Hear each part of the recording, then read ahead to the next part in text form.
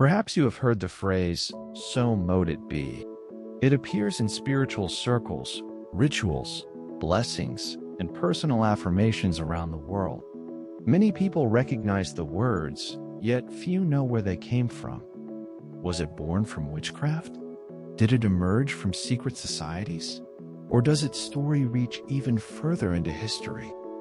Today, we explore the documented origins of this mysterious phrase and the fascinating journey that brought it into modern spiritual practice.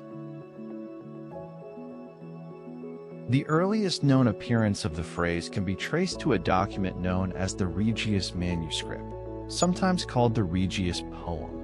Historians date this remarkable record to approximately the late 14th century. The manuscript is associated with medieval stonemasons and contains teachings, responsibilities, and traditions connected to their craft. At its conclusion appears a version of the phrase that would survive for centuries to come. Amen, amen, so mote it be. To understand the phrase, we must first understand the people connected to it. Medieval stonemasons were not simply laborers. They were engineers, designers, mathematicians, and builders of some of Europe's most awe-inspiring structures.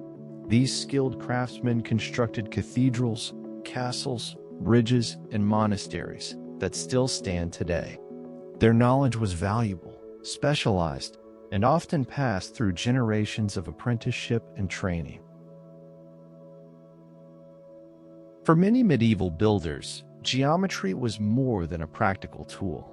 It was viewed as a reflection of order within creation itself. Proportions, measurements, and patterns were believed to reveal harmony within the natural world. Whether one views these ideas spiritually or symbolically, there is no question that geometry played a critical role in the construction of medieval sacred architecture. Numbers, shapes, and patterns became a language through which beauty and structure were expressed. The phrase itself is surprisingly simple. The word mote is an archaic form related to may or might. As a result, the expression, "so mote it be," is commonly interpreted as "so may it be." In practical use, it serves a similar purpose to phrases such as "amen" or "so be it." It acts as a statement of agreement, affirmation, intention, or completion. A wish has been spoken, an intention declared, and the phrase closes the moment. As the great cathedral building era gradually declined, something unexpected began to happen. Organizations connected to stonemasons started welcoming members who were not stoneworkers. Philosophers, scholars, merchants, and professionals joined these groups. Over time, the focus shifted from building physical structures to exploring symbolism, ethics, character, and personal development. This evolution would eventually become known as speculative Freemasonry. In this new tradition, the tools of the stonemason took on symbolic meaning. The square became associated with integrity and ethical conduct. The compass represented restraint and balance. The rough stone symbolized the unfinished self, while the polished stone represented growth, wisdom, and refinement. Physical construction became a metaphor for inner development. The builder's work had become a journey inward. As history moved forward, many traditions became linked together through shared symbols and philosophical interests. Some connections are well documented.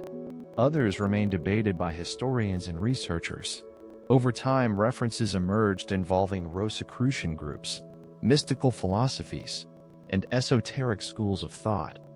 While certainty is not always possible, the fascination surrounding these connections continues to inspire exploration today. In the 19th century, interest in mystical and symbolic traditions increased dramatically. Organizations such as the Hermetic Order of the Golden Dawn drew inspiration from a wide range of historical sources. Ancient symbols were studied, adapted, and reinterpreted within new spiritual frameworks. During this period, many older phrases and rituals found new audiences, allowing traditions from previous centuries to continue evolving. This is where many people encounter the phrase today. Modern Wiccan and Pagan traditions often use "so mote it be" at the conclusion of rituals, blessings, and personal intentions. Yet the phrase itself predates modern witchcraft by centuries. Rather than originating within these traditions, it was inherited and embraced as part of a much older historical stream. Today, it serves as both a spiritual affirmation and a statement of intention. Swiss psychologist Carl Jung proposed that certain symbols resonate deeply because they emerge from universal patterns within human experience. He referred to these recurring patterns as archetypes. Across cultures separated by geography and time, similar symbols continue to appear. Whether one interprets that phenomenon spiritually, psychologically, or historically, it raises an intriguing possibility. Some symbols survive not because they are enforced, but because they continue to speak to something meaningful within us. Why has this phrase survived for more than 600 years? Perhaps because it fulfills a timeless human need. People seek ways to express hope, commitment, purpose, and intention, whether spoken as a prayer, a promise, a ritual affirmation, or a symbolic declaration. The phrase creates a moment of conscious acknowledgement. Something important has been spoken. Something meaningful has been recognized. Do symbols hold power on their own? Or do human beings give them power through belief, attention, and meaning? This question has been debated for centuries. Different traditions offer different answers. Some see symbols as gateways to deeper realities. Others view them as psychological tools that help focus the mind. Perhaps the mystery itself is part of what keeps the question alive. One of the most valuable lessons from studying history is learning to live comfortably with uncertainty. Not every mystery must be solved in order to be appreciated. Exploration allows us to encounter new ideas without feeling pressured to adopt them.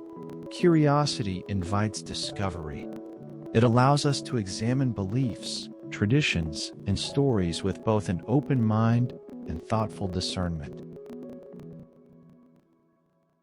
Viewed through a modern lens, "so mote it be" can represent a simple and meaningful practice.